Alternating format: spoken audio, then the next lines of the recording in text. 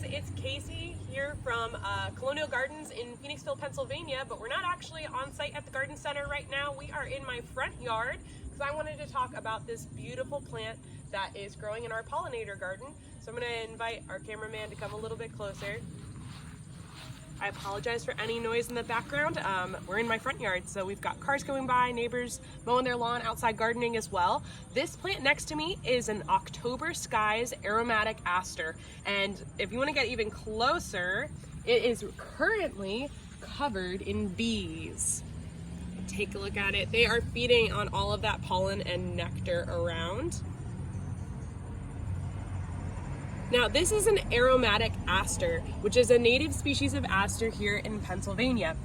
The October Skies is its cultivated variety, which is actually known for how positive it has an impact on pollinators. It's got a lot of attractiveness to our local bees and butterflies, and so it's a really good variety if you want to provide some late season color, but also late season food for those bees. You can see they're kind of going crazy here today. It is also, because it's a native plant, it is a plant that you're going to see some pollinator larvae on as well. So one of the things about pollinators is bees and butterflies are not super picky when it comes to the nectar plants that they're seeking out. So as adults, they're feeding on basically anything that's in bloom that they can feed on that nectar. But when they're larvae or they're looking to lay their eggs on a plant, they are a lot more picky. And so certain types of butterflies recognize this plant as something that's edible to their larvae, and they lay their eggs on here. So we've actually seen what I believe is an owlet moth's caterpillar on our aster this year. This is our first year for it, and that philosophy of if you plant it, they will come, we definitely see in our first year of having our pollinator garden here. Now, this aster is in a full sun location, and it is, as you can see, densely covered in blooms.